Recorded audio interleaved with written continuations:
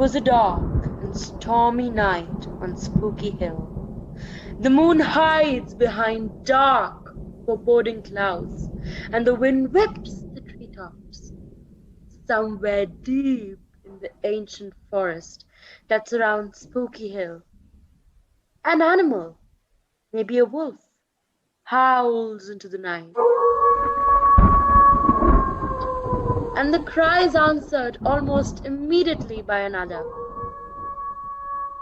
The clouds momentarily part, and the moonlight reveals two small figures emerging from the ancient forest and hurrying up the long, winding path towards the imposing building that sits on the crest of Spooky Hill. Spooky Hall is really more of a castle than a hall, with high, dark stone walls, ornate glass windows, and a huge, imposing dark oak door that looks like it could keep an army at bay. Despite numerous windows, the hall appears to be in total darkness, with not one welcoming light signaling that anyone is home. As the two children approach the entrance to Spooky Hall, they pause, looking apprehensively at the huge wooden door and the dark, uninviting building behind it. They start to talk in hurried tones, gesturing to the hall, and the forest below eventually appears to come to an agreement. They start forward once more.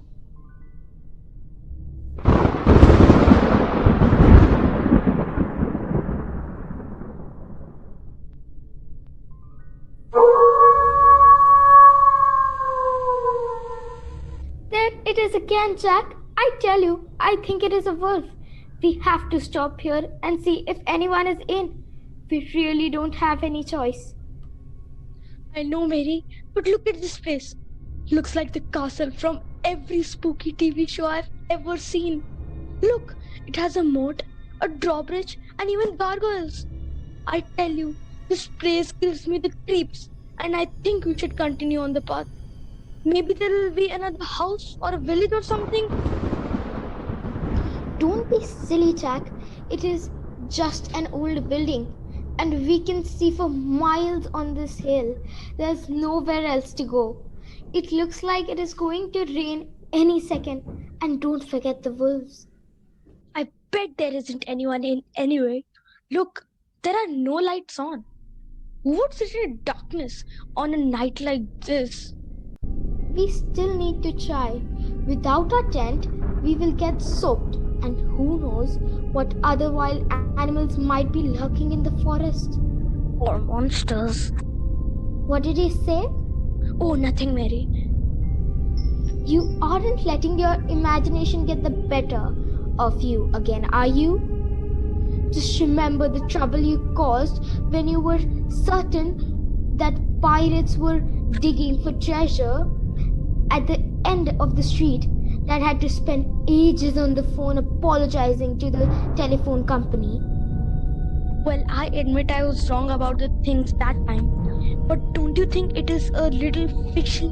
Us ending up here? What with the phone breaking, the signpost pointing in the wrong direction, and that giant black dog running off with our tent pole? You're being silly, Jack. It is just a series of unfortunate coincidences. And we are lucky the path led us to this place at all. Suppose you must be right, but I would rather we look for somewhere else all the same. Well, you can do what you like, but I'm going to knock on this door and see if there is anyone here who can help us. Are you coming? Hold on, Mary. I am coming. Come on, Mary. There is no one in. We best get back to the forest path and see if we can find another house. No, hold on, Jack. It's opening.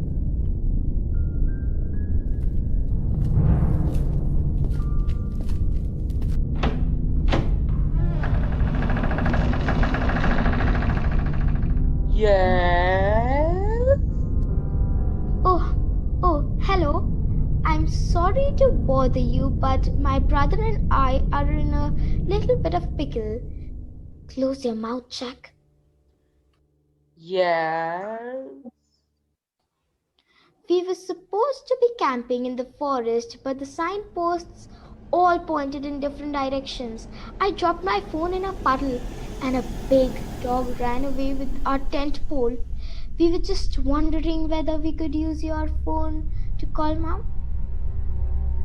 Well, we don't have a telephone at Spooky Hall, but I suppose that it would be okay for you to come in for a few minutes. I think it's about to rain. Thank you, sir. Yes, thank you. Quite. Well, welcome to Spooky Hall. My name is Higgins. It is getting late. Time for me to wake the master and mistress anyway. Please wait here, and I will inform them of your arrival. Jack and Mary find themselves in a long, high ceilinged hallway with a huge, sweeping staircase that splits in two and leads off to the left and the right. Ancient looking paintings and tapestries line the walls, and two large suits of armor guard the base of the stairwell. The hallway is well lit by rows of candles running the length of the room and a giant candelabra hanging over the stairs.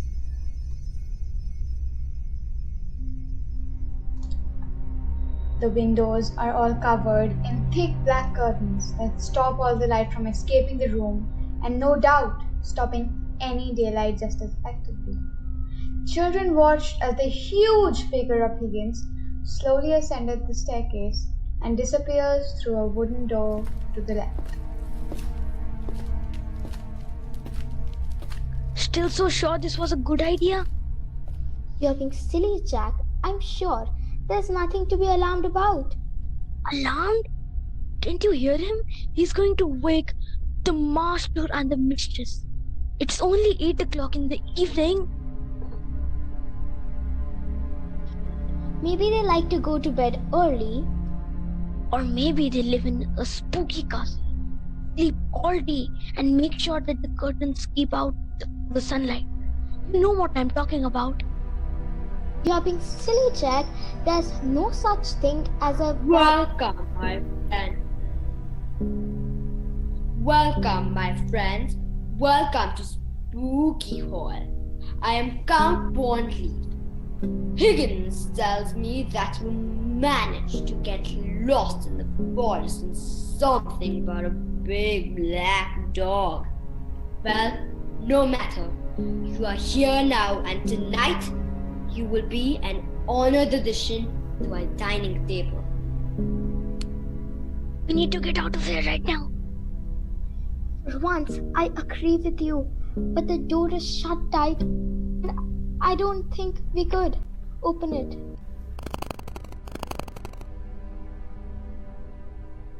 What are you two whispering about? What? Oh, nothing. How did you get down here so fast? You were at the top of the stairs a second ago. Darling, you should have told me we had guests. I would have changed into something special. You look ravishing as ever, my dear. We do indeed have two young, although I do not know their names. Oh, sorry. My name is Mary. This is my brother Jack. We were lost in the forest and a big black dog stole our tent pole. It looks like there's going to be tremendous storm, and we thought we could have to spend the night up a tree or something until we spotted your house. I was hoping to use your telephone to call our mom, but Nonsense! You will stay the night in Spooky Hall as our guests. As I said before, My name is Count Wandley, and this is my beautiful bride, the Countess Wandley. We don't often get visitors to Spooky Hall, so it would certainly make a change to our usual dinner plans. Yes, welcome to our humble home. You will stay here tonight, and Higgins can take care of you in the morning. Have you children eaten yet? I'm dying for a bite myself, but will wait until dinner time. Higgins! Yes, my lady. Oh, good. Please show our guests to their rooms and prepare 2 extra places at the table. Very good, my lady. Oh, Higgins, and where is my little Fluffy tonight? I believe that he was out in the forest earlier, but returned a while ago, and I believe that he's in the dining room now. Good, good. Then it's all settled. Higgins will see you to your room, and we will join you to eat in a short while. With that, Count and the Countess Von Leaf abruptly turned and ascended the staircase. Higgins shuffled over to collect the stern children and indicate that they should follow him, though an ornate doorway at the end of the hall. Mary and Jack stand still for a second, but realizing they had little choice, turned to follow the giant butler. They passed through the door into another big room, which was dominated by a large dining table, already set with 4 places, as if Higgins had known they would be coming all along. Below the table, the children's eyes were drawn to a huge black dog that was happily chewing on a smooth wooden tent pole. The children turned to each other. This was going to be an interesting night.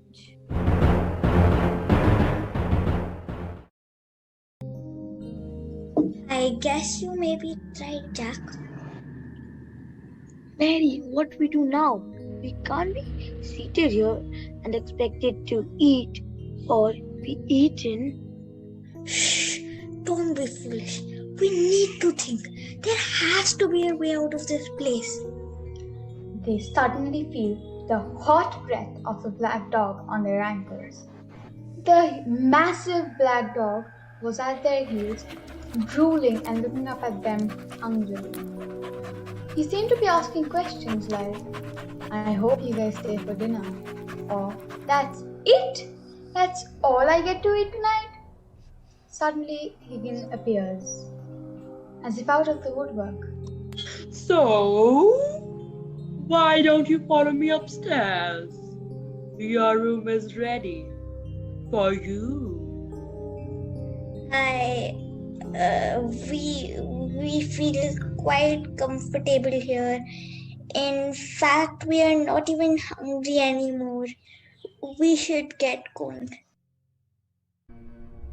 Mary and Jack start to move towards the main door when suddenly the big black dog blocks their way and starts to growl.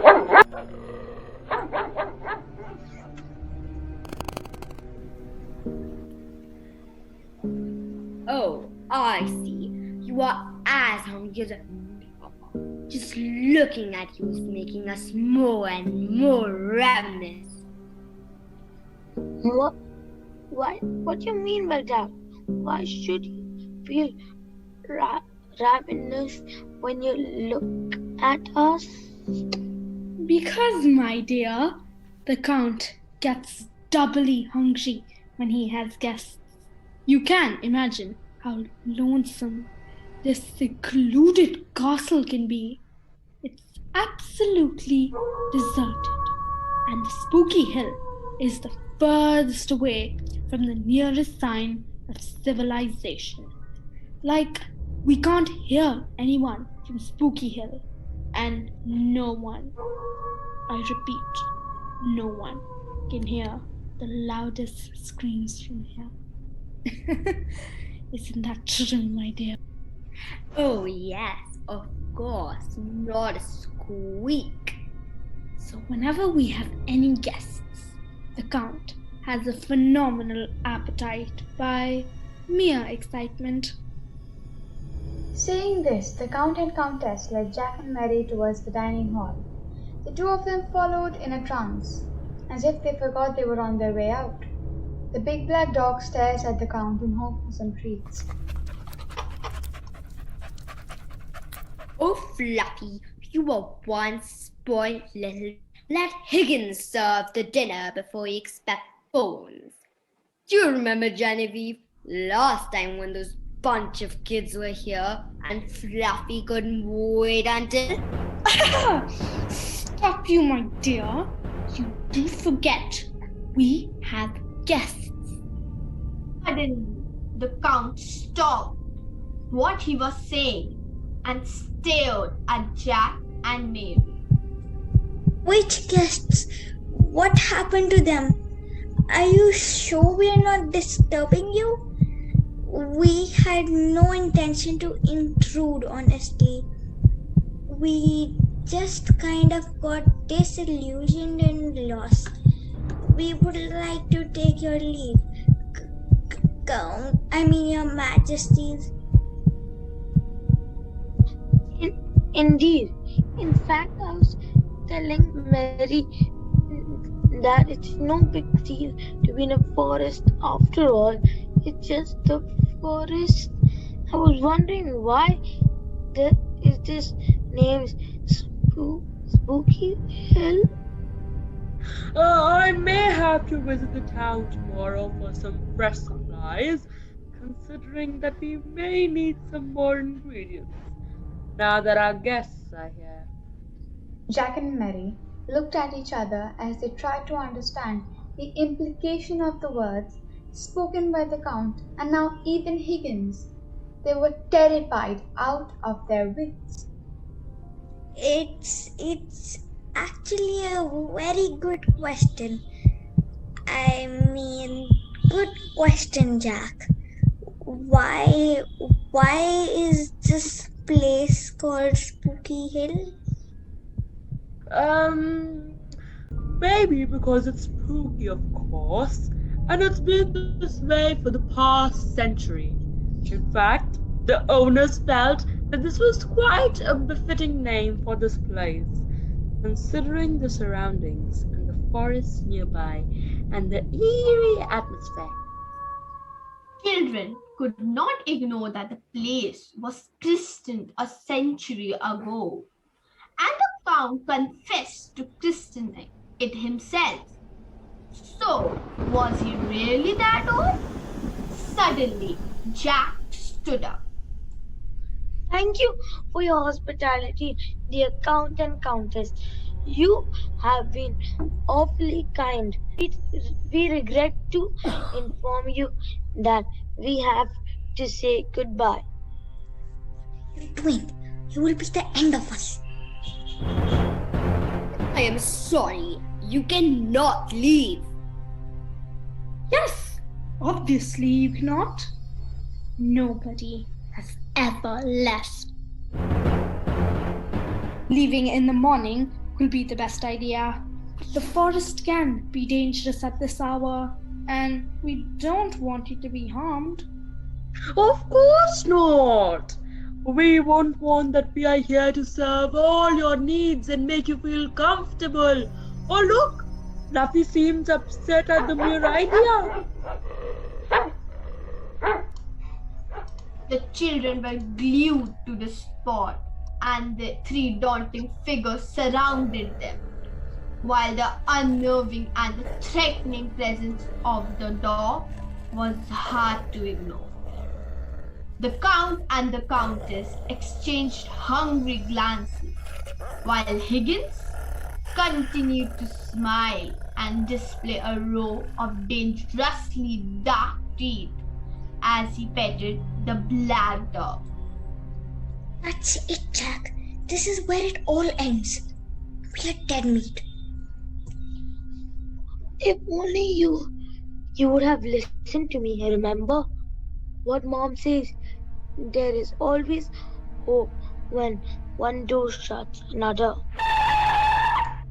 Outside the spooky castle, a car screeched to a halt and hurried footsteps were heard approaching the main door. Then there was a loud knock. Anybody home? Yoo-hoo! Oh, come on. Anybody? Higgins, the Count and Countess all exchanged puzzled glances as the children looked visibly relieved.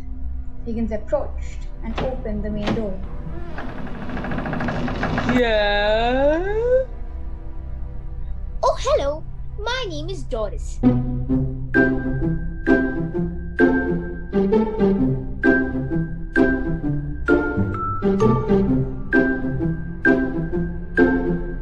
By the way, are you okay? Why are you talking like that? Well, can I use your phone? Actually, I'm looking for my children. They came for a camping trip and... Oh my! There you are! Both of you! Excuse me, mister. Give way. Move! Excuse me! Stop, madam! Jack and Mary, you mischievous little scamps. Mommy, we are so happy to see you. Mommy! Mom, see, this place is called Spooky Hall, and this is Mr. Higgins, and this is the Count and Countess. Stop, Jack. Take a breath. Hello, I'm Doris. I presume that you may have gathered by now that I am the mother of these two delightful brats. I hope they have not been too much of a trouble to both of you charming people. Oh my! Look at these curtains! Doris gawked and stared at the exquisite and ornate woodwork and the lavish drawing room that spoke volumes about the majestic lifestyle of the Count and Countess Von Lee. This is exquisite. Where did you get these curtains? Wow. I mean, wow. This is one of the best curtain fabric I have ever touched. You must have really spent ages in finding this fabric. I must tell you about the time when I went to the Walmart and needed the exact same raisin shade, but they didn't have any. Can you imagine? The salesman asked me twice. I mean twice. Which shade was raisin? He did not know raisin. Raisin? It's that very dark shade of purple. It's almost black. Excuse me, madam. I don't know what you're blabbering about. What is Walmart? And why did you have to go and buy curtains yourself? And can you please speak a little softly? The entire spooky hill seems to be echoing with your shrill voice. Dear Genevieve, I am sure you have realized that Madame Doris is here to collect her children, and we must not forget our manners, and we must invite her to join us for dinner. The Count and the Countess exchanged grave glances and seemed to understand each other at once. The Countess flashed her beautiful smile and nodded her head. Of course. You must stay for dinner, Miss Doris. Mom, we must go home. We want to go home. Now that you say dinner, I do feel pretty hungry. Jack, do wait on. I think we can surely be on our way soon after dinner. But Mom, we do want to get out of here. This lady in that deep red gown may not be as charming as she looks. Did you see her vintage design gown? Oh my! Oh my! Oh my! Dear Countess Genevieve, I love your gown. It's one of the most elegant and dainty dresses I have seen in a long time. Did you get it stitched by Madame Molly in downtown? She's a good tailor, but terribly expensive. I've often thought of, but never got anything stitched from her. You, my dear, look ravishing in that gown. Oh, well, really? That's kind of you to say. I've always had this dress in my cupboard, it seems. No one has ever praised my dresses before. I thank you once again, Madame Doris. Oh, not at all. I know a cheaper tailor.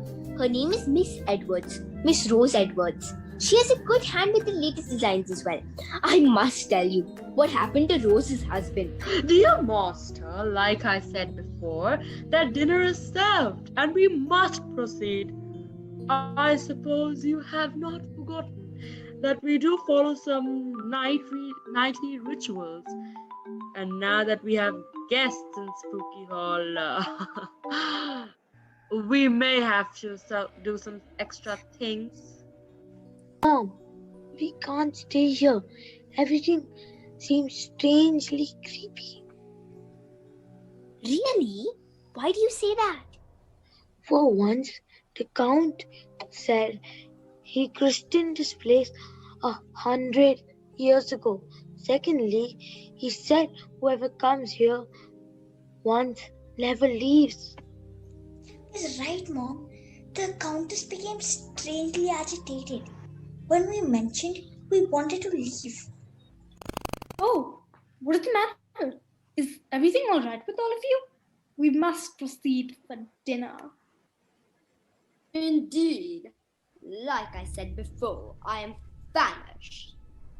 The entire party moved towards the dining hall, and Doris held on to Jack and Mary firmly as she looked at the old oil paintings that adorned the walls.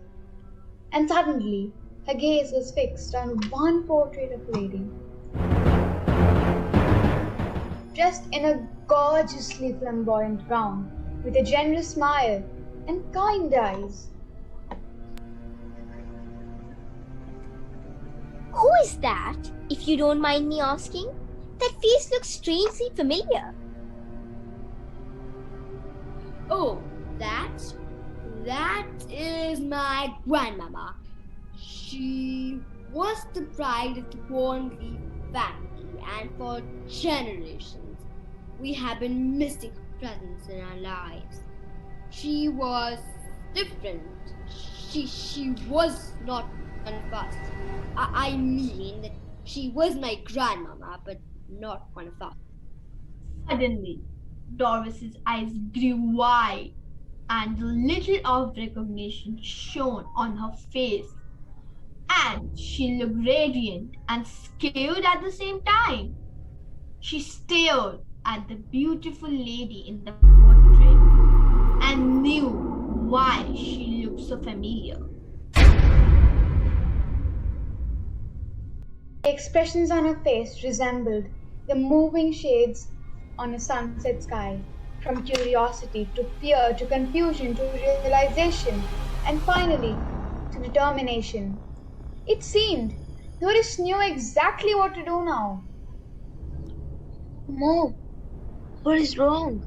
Let us go. I see let us skip dinner. Oh, nothing, my darling. Let us eat. Strange that you asked about Grandma Dorothy. She was quite popular in her times. Yeah, Madame Dorothy was different, but unusually kind, and it was strange to have someone so kind in the spooky castle. She liked the roses and the lilies that grew in the garden. She made sure that all the vases were always adorned with fresh flowers. She was strange that way. It's not strange to like fresh flowers in mornings in sunlight. In fact, it's strange that you have such thick, dark curtains that don't let any light in. The senior count had been loitering in the forest one night when he had met her.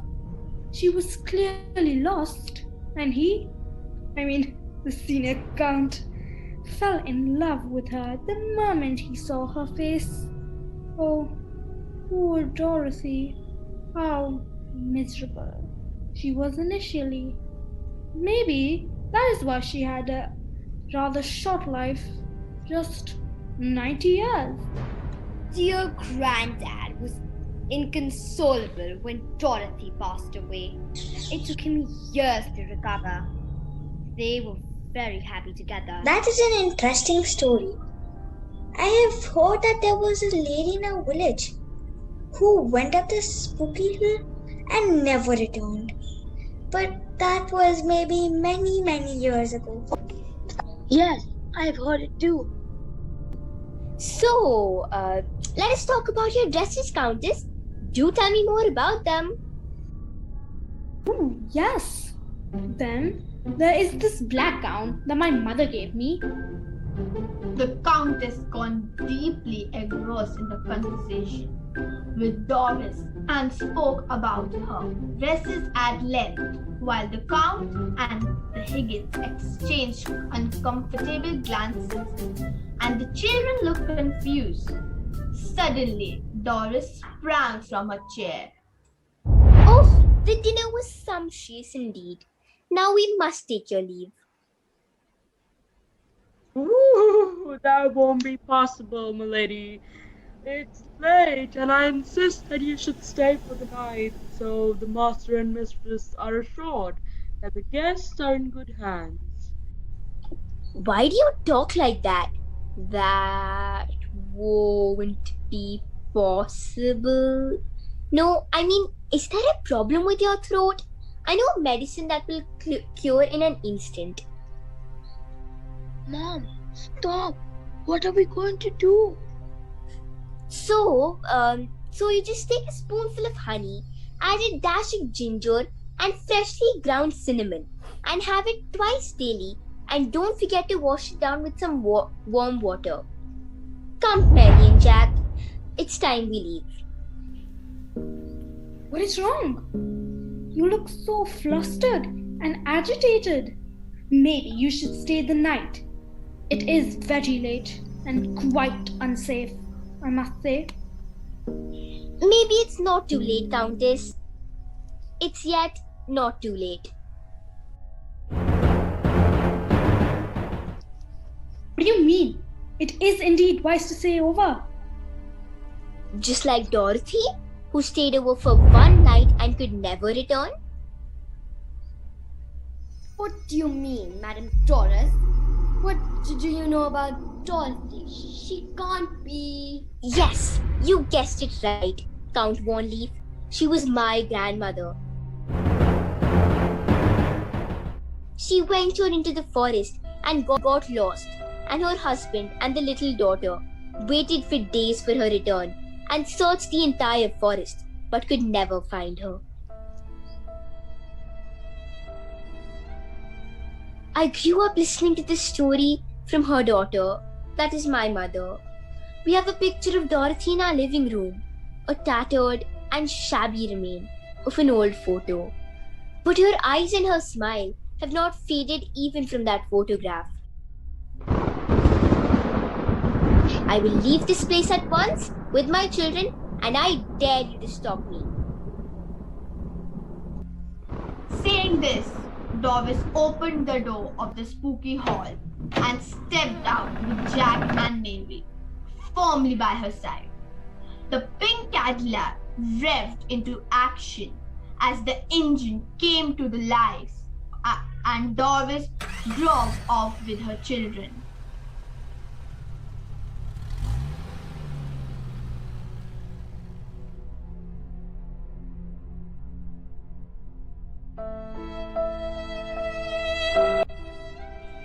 They say that the wolves had stopped howling on the spooky hills after that night.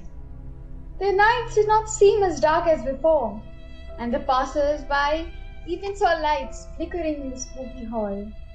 There was also a careless rumor that Doris had bumped into the Countess while she stood for fittings at Madame Rose Edwards for another pink dress.